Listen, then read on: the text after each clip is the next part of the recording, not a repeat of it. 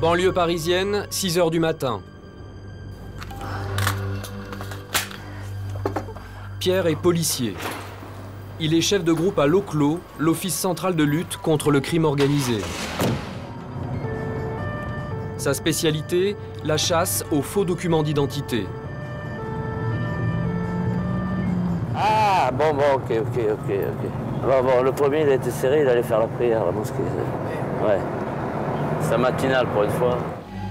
L'homme dont il est question est un revendeur de faux papiers. Il appartient à un important réseau de trafiquants que Pierre et son groupe traquent depuis plusieurs semaines. Ce matin, les policiers vont interpeller le commanditaire, le faussaire et les autres revendeurs au saut du lit. Allez, go Allez, retourne sur. Police. Cet appartement est celui d'un homme âgé, membre du réseau. On verra, on va aller au bureau, on va vous aider. C'est une enquête sur des faux papiers avec des gens que vous connaissez. Vous êtes accusé de rien, vous allez vous expliquer.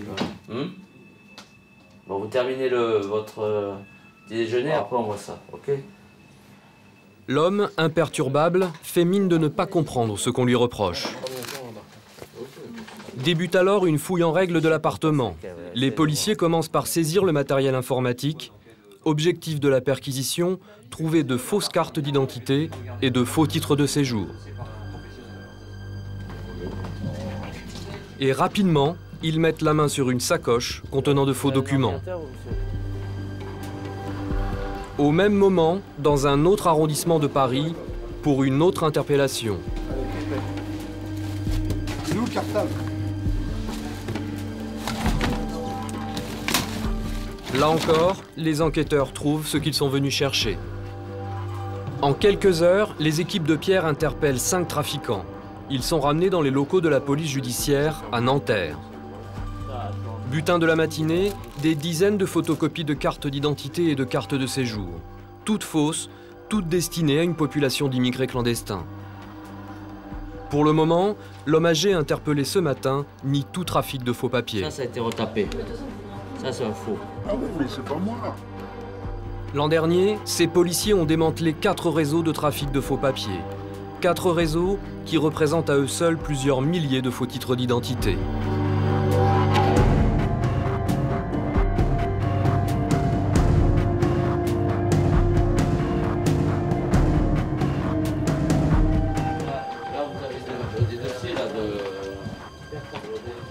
Les 5 trafiquants sont placés en garde à vue pour 48 heures. Les auditions commencent. Il fabriquerait un petit peu de Il n'y a rien d'anormal, monsieur. Il y a des faux papiers dans les dossiers. Ah oui, mais ça, c'est pas moi. Il y a des cartes de séjour, moi il me semble que sur les cartes de séjour, elles sont fausses. Les photocopies des cartes de séjour sont fausses. L'homme âgé refuse toujours de parler, mais cet homme en survêtement noir, lui, va tout avouer. C'est le faussaire du réseau. L'homme n'a pas le profil du truand. Il est détendu et plaisante avec les policiers, presque soulagé d'avoir été arrêté. D'une part, c'est une remise en question, c'est sûr, mais bon, surtout par rapport à ma future épouse. Bon, on se demandait qu'est-ce que je faisais exactement. J'étais informaticien, mais j'ai pas dit beaucoup de... Je fabrique des faux et une page de faux, donc là, voilà, les masques sont tombés, voilà, au moins, voilà, les choses sont claires, je vais travailler comme tout le monde, et basta. Si je sors d'ici, normalement... Ce faussaire risque tout de même de 3 à 5 ans de prison.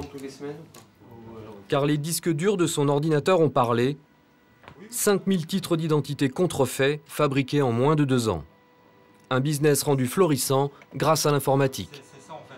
Avant, il fallait être vraiment spécialisé, tout était en offset. En offset, il faut quand même acheter une imprimerie. Il faut que là maintenant avec Photoshop, avec un petit matériel, une imprimante couleur, c'est plus facile. C'est pas de la grande qualité, mais ça arrive à imiter. Donc, je t'explique. Maintenant, on va tout détailler, tout ce qu'on a trouvé. Lors de leur perquisition, les policiers ont saisi le kit complet du parfait faussaire. En plus de l'ordinateur, une bonne imprimante, un scanner et une plastifieuse. Ça coûte cher, ça, c'est pas donné, ça. Ouais, c'est professionnel, c'est un gros modèle. Elle coûte une tonne, celle-là. Essentiellement du matériel grand public pour des contrefaçons de qualité moyenne. Non, c'est l'artisanat, c'est pas le faussaire, c'est le faussaire du dimanche. Hein. Pas... Qui travaille toute la semaine. Ouais, en termes de qualité de travail, pas non plus en termes de rentabilité. Ouais. Ah, c'était rentable, ça c'est. Ouais, bah, ah non, c'était rentable, bien sûr, c'était rentable. Grosso modo, par mois, ça fait quoi? Ça fait 5 000 euros, 5-6 000 euros.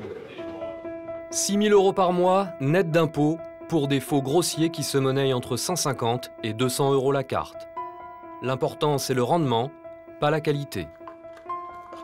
D'ailleurs, les cartes d'identité saisies ne comportent pas les sécurités des documents authentiques. Démonstration à l'aide d'une lampe UV. Dès qu'on passe à l'examen sous une lumière violette, voilà, on voit tout de suite la différence. Une fausse qui est fluorescente et une vraie qui ne réagit pas. Et au dos, sur une authentique, tu vois toutes les sécurités qu'il y a. Voilà, il y a une Marianne fluorescente. Ensuite, bon, la tache de kaolin, là, celle qui fluore. Bon, il y a quelques points lumineux, hein, tu vois, du rouge, tache... Certains faussaires, les artistes, quoi, eux, ils imitent, et ça, tu peux le faire que manuellement. Là, c'est vraiment la patte de l'artiste. Tu ne peux pas prendre une chaîne graphique, c'est pas l'imprimante d'un ordinateur qui peut le faire. Voilà. Et là, c'est encore une autre dimension. On n'avait pas encore à ce niveau-là, hein, pour celle-là. Pas de qualité, mais de la débrouille et de l'ingéniosité. Ce faussaire-là, c'est dans les grands magasins qu'il trouve ses outils, au rayon bricolage. Parce qu'il y en a plein qui cherchent ça. Ça, je sais pas quand ça se vend. Ouais, mais c'est tout à l'heure. Je vais, ça se vend. On le saura, on dira. C'est quoi ça? Ça sert à quoi? Un jeu de frappe pour frapper les numéros de châssis ou les numéros de moteur ou autre, c'est sur acier. Et là, ça lui sert pour faire les RF sur les bords des plastiques. Quand c'est à chaud, on tape dessus et ça fait RF sur les quatre côtés des CNI, des cartes d'identité. C'est basique, mais ça marche très bien. T'as pas cherché à t'améliorer un peu dans la qualité? Il n'y a pas une demande d'amélioration. Ah oui, il y avait votre clientèle. Ah, ouais, sa clientèle, oui, c'est de l'abattage qu'il fait. Voilà, c'est de l'abattage, c'est du... Bon, les gens étaient contents, puis voilà. Bon, c'est souvent des gens qui n'ont pas de papier, donc après, ils ont besoin de travailler. C'est pour travailler, voilà. Des faux papiers mal imités, mais qui suffisent pour obtenir un emploi. Et la demande est énorme. Officiellement, il y aurait en France entre 200 et 400 000 étrangers en situation irrégulière. La plupart travaillent sous contrat grâce à ces faux papiers. Nous avons rencontré l'un d'entre eux. Ce jeune homme à la casquette a 28 ans. Il est tunisien, cela fait 8 ans qu'il vit en France. Il accepte notre caméra à 2 conditions, que nous le filmions loin de chez lui et que personne ne puisse l'identifier. Et on arrive. Un petit café assis, bonjour. Mehdi, nous l'appellerons ainsi, travaille comme cuisinier grâce à un faux titre de séjour. Lorsqu'on arrive ici, il nous conseille de faire un truc. C'est qu'une fausse carte. Et c'est quelque chose d'obligatoire pour travailler. Sans la fausse carte, on ne peut pas travailler. C'est comme une résidence, mais c'est une fausse. Mais c'est exactement la même. Cette fausse carte de résident, ouais. Tu l'as sur toi? Je ne l'ai pas sur moi, mais je l'ai chez moi. Car il ne faut pas que je les sorte, car je pars d'un contrôle de keuf ou quelque chose comme ça que je trouve sur moi. Donc c'est une fausse carte, c'est fait pour juste le travail, donc c'est tout. Alors toi, quand tu es dans la rue, ouais. Qu'est-ce que tu as sur toi? La carte vitale, la carte bleue. C'est-à-dire que tu as des faux papiers, mais tu as une vraie carte vitale. Ouais. Tu l'as sur toi? Ouais, je l'ai chez moi. C'est à moi, elle est là. Grâce à sa fausse carte de séjour, Mehdi a un emploi déclaré et paye donc ses charges sociales. Avec ses bulletins de salaire, il a réussi à se faire immatriculer à la sécurité sociale et ainsi obtenu une vraie carte vitale. Et voilà. Donc ça, c'est une vraie. Ouais, cette carte, c'est mon vrai nom, mon vrai prénom, date de naissance, c'est vrai, tout est vrai, c'est tout. Je vais chez le médecin comme tout le monde, là. J'ai comme les autres gens, mes droits. Après ce premier entretien, Mehdi accepte de prendre plus de risques et de nous amener chez lui. Non sans crainte. Surtout où j'habite, il faut pas qu'ils me reconnaissent, car s'ils me voient, je suis pas en règle, après ça va ramener le problème. Comment je vais travailler sans papier, comment je vais habiter sans papier aussi, donc c'est pour ça. Et donc là, je suis chez moi. Donc là, on a une petite salle, canapé, télé. Ici, ça a une petite cuisine aussi.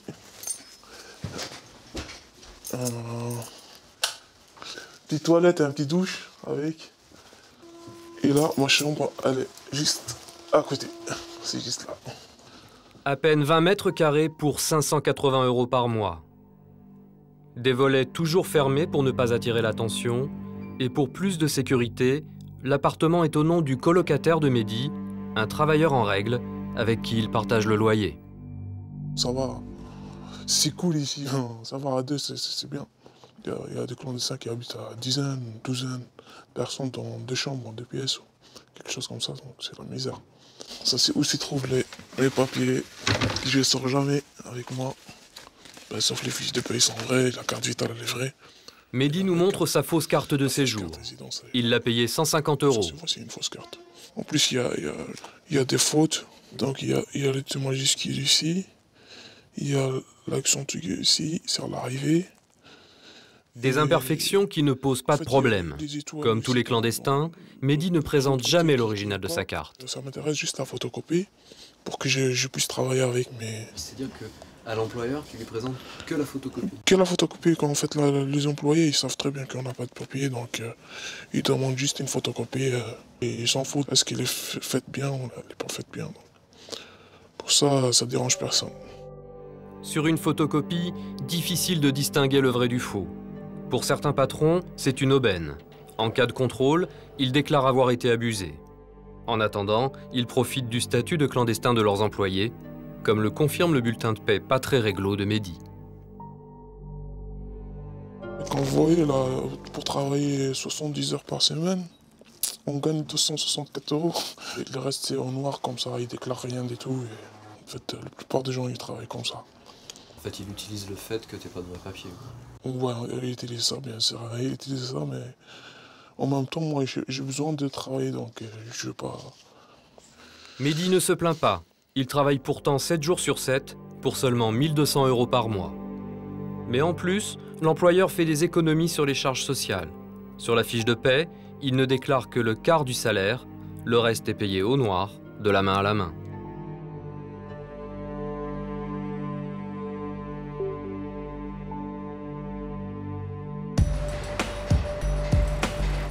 Ces travailleurs avec faux papiers, on les retrouve dans les métiers dits en tension, principalement la restauration, le ménage ou le bâtiment. Nicolas Jounin est sociologue. Il a infiltré pendant 1 an des chantiers de construction, travaillant auprès d'ouvriers souvent étrangers, souvent clandestins. Et c'est bien pour ça qu'on les recrute. Je repense à un commercial d'intérim que j'ai interviewé qui me disait entre le beauf et le boubou, ce qu'il faut traduire dans son langage, je veux dire entre le français et l'immigré ouest-africain, souvent malien, c'est clair que je vais prendre le boubou parce que lui, il va se lever à 4 h du matin, il va traverser tout Paris, si le chantier est à l'autre bout de Paris, si le chef lui vole un peu dans les plumes, il va pas ronchonner, etc. Parce que c'est des gens qui ont soit des titres de séjour précaires, soit ils sont sans papier. Et ça, les employeurs le savent bien, donc vraiment dans un jeu de dupes. Je repense à une fois dans une agence où un type arrive avec des faux papiers, manifestement, et la commerciale lui fait « Ah non, là quand même, je peux pas te prendre, ils sont pas roses, tes papiers, ils sont fuchsia. » Donc pour dire, grosso modo, là, tes papiers, ils sont trop faux. C'est pas, reviens avec des faux papiers un peu plus propres. Pour lutter contre l'emploi d'étrangers avec faux papiers, le gouvernement pense avoir trouvé la solution. Depuis juillet 2007, les patrons ont obligation de déclarer en préfecture leurs employés étrangers. Un moyen de vérifier si le titre de séjour est vrai. Mais pour le sociologue, ce décret n'empêche nullement la fraude. Ça va créer un trafic de fausses cartes d'identité nationale française puisque cette procédure ne s'applique pas pour les Français. Mais peu importe, dès lors qu'il y aura une nouvelle mesure, il y aura des nouveaux contournements, c'est normal, c'est humain, les gens ils essayent de survivre malgré tout et ils trouvent des moyens. Nous voulons à notre tour vérifier s'il est facile de se procurer une fausse carte d'identité française. Notre infiltrée, une journaliste sud-américaine. Direction Barbès, au lieu du trafic de faux papiers. Elle rejoint en caméra cachée un autre journaliste de notre équipe. Il est originaire du Maghreb et parle arabe. Tous deux se fondent dans la foule et se font passer pour des immigrés clandestins. Au hasard, le faux couple aborde des inconnus dans la rue et leur demande tout simplement où acheter des faux papiers.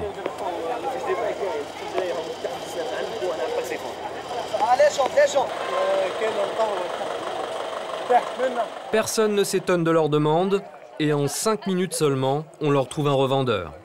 Sans même se cacher, l'homme annonce ses prestations ainsi que ses tarifs. carte 130 euros. Faux pièce d'identité. Avec une attestation de numéro de sécurité sociale. واللي فيش دابا الوحده ب 60 اورو. داكور. كيفاه ندير؟ شوف تعطيني لا فوتو تاعك.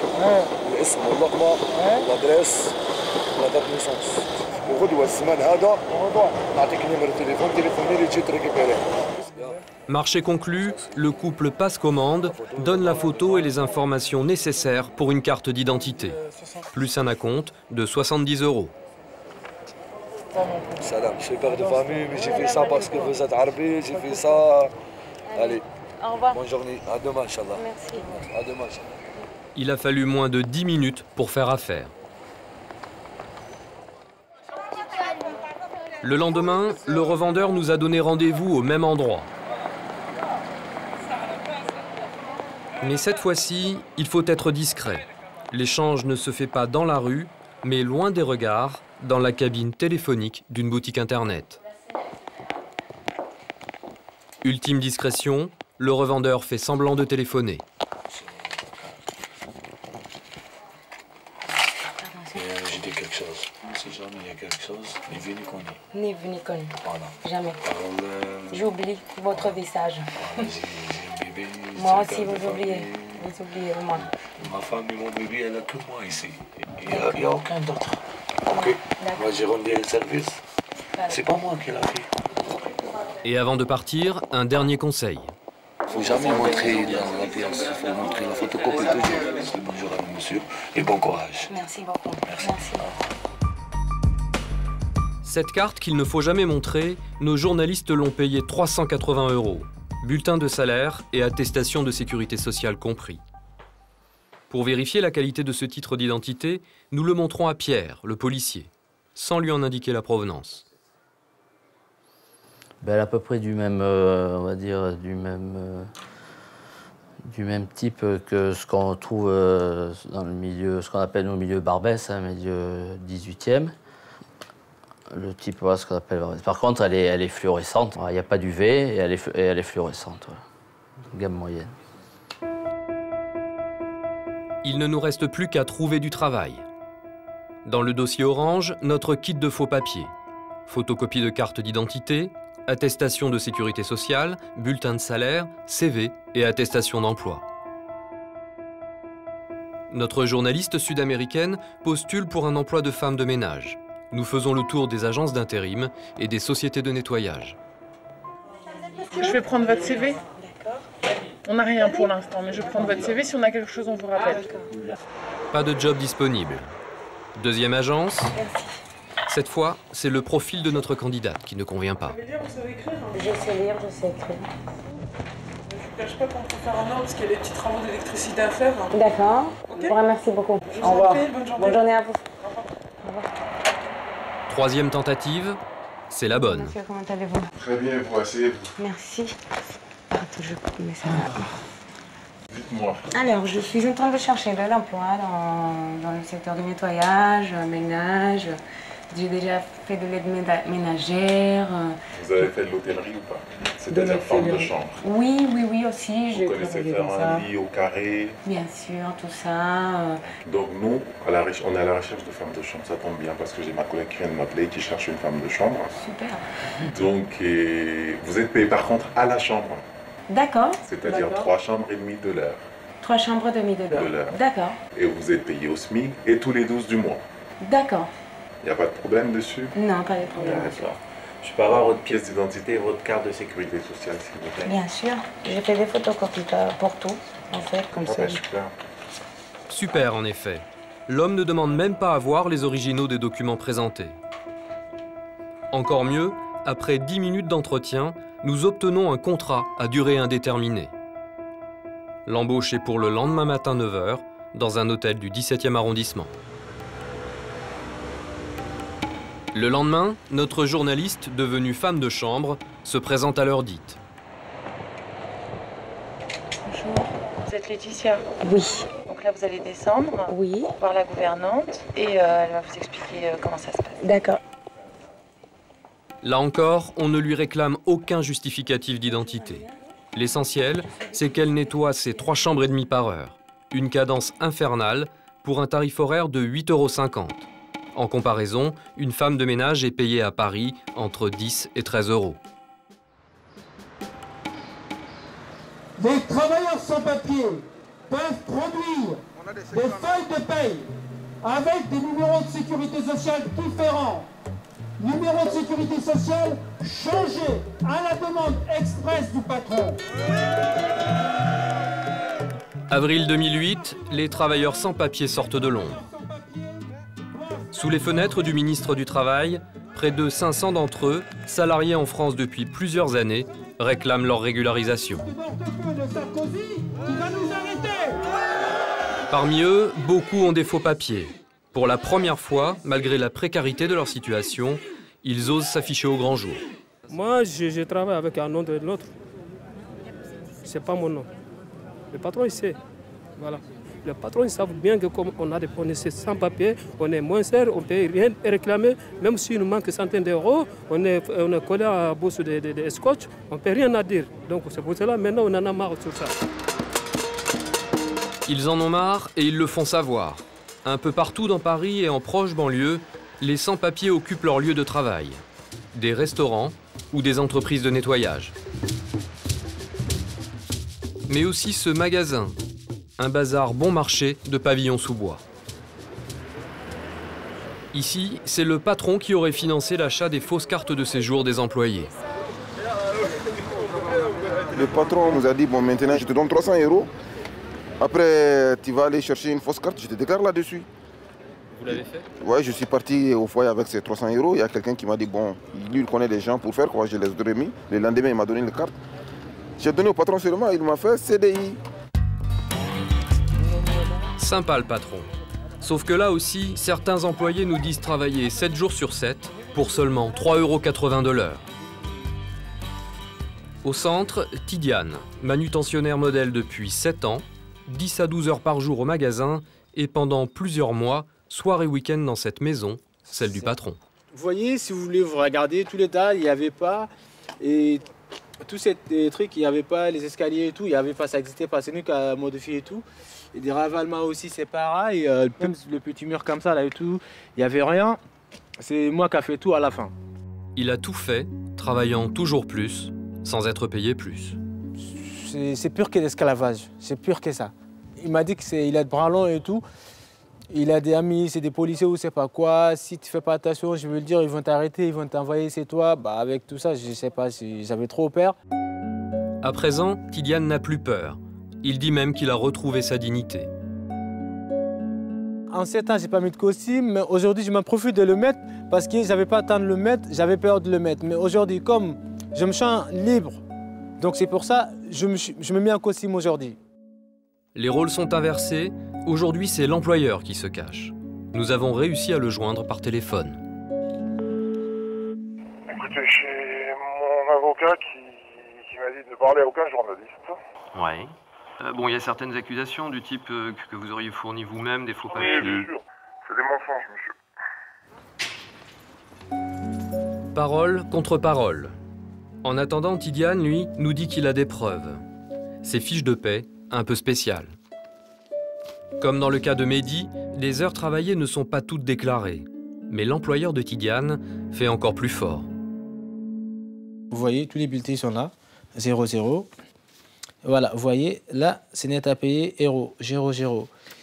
Pareil aussi, net à payer, 00, 00. Un salaire de 0 €, plusieurs mois de l'année. Motif invoqué, absence pour convenance personnelle. En fait, Tidiane percevait ses 1 000 € mensuels en espèces, du travail au noir en CDI. Des patrons qui assument leurs employés sans papier, il y en a. Un peu forcé tout de même, depuis le mouvement de grève. Bruno Druil est le patron de ce restaurant de spécialité du Sud-Ouest. Sur 10 salariés, 7 ont des faux papiers. Mais tous ont un CDI et sont déclarés 39 heures par semaine. Je ne dis pas que je ne le savais pas, d'accord? Du moment qu'il vient de la part de la NPE, pour moi, il est en règle. Du moment qu'il vient d'un cabinet de recrutement, pour moi, il est en règle. Maintenant, je les ai déclarés, ils n'avaient pas de numéro de sécurité sociale. On leur a fait prendre un numéro de sécurité sociale. On paye l'URSSAF, on paye tout ce qu'on a à payer, d'accord, et c'est réglo. Pour moi, je suis dans le carré. Le problème du patron, c'est de faire tourner son affaire. Et les candidats en règle ne se bousculent pas à l'entrée de sa cuisine. Ça fait la 3e ou 4e semaine que je passe l'annonce. Nous avons eu voilà, des gens de couleur. Je ne demande pas des gens de couleur. Mais aujourd'hui, un Gaulois, excusez-moi de l'expression, hein, un homme blanc, un Gaulois, pour moi, c'est un gars qui vient du centre ou n'importe, ou du nord ou de l'ouest, ce qu'on veut. Et on ne le trouve pas. Même s'ils n'ont pas de papier en règle, ces employés s'acquittent eux aussi de leurs cotisations sociales. Et ils paient même leurs impôts, comme tout salarié. Nous avons contacté le ministère des Finances par téléphone et par mail. Je sollicite une interview avec un responsable de la Direction générale des impôts pour des questions autour de la déclaration d'impôts concernant des personnes en situation irrégulière. La réponse ? Monsieur, je suis au regret de ne pouvoir donner une suite positive à votre demande d'autorisation de tournage. Dommage, nous aurions aimé comprendre comment l'État français d'un côté encaisse les impôts de sans-papiers et de l'autre fait tout pour les reconduire à la frontière. Aujourd'hui, l'État impose de vérifier l'identité des salariés étrangers, pas celle des contribuables. Un proverbe dit « l'argent n'a pas d'odeur ». Pour le ministère des Finances, l'avis d'impôt sur le revenu non plus. Il faut qu'on soit solidaires, on combat cette misère pour qu'on puisse s'en sortir. Le mouvement des travailleurs sans papier se poursuit. Tidiane devrait bientôt être régularisé. Mehdi, lui, est toujours dans la clandestinité. Il travaille toujours, 7 jours sur 7. Comme eux, des milliers de sans-papiers gardent l'espoir d'être un jour régularisés et de pouvoir, comme nous, détruire leurs faux papiers du travail.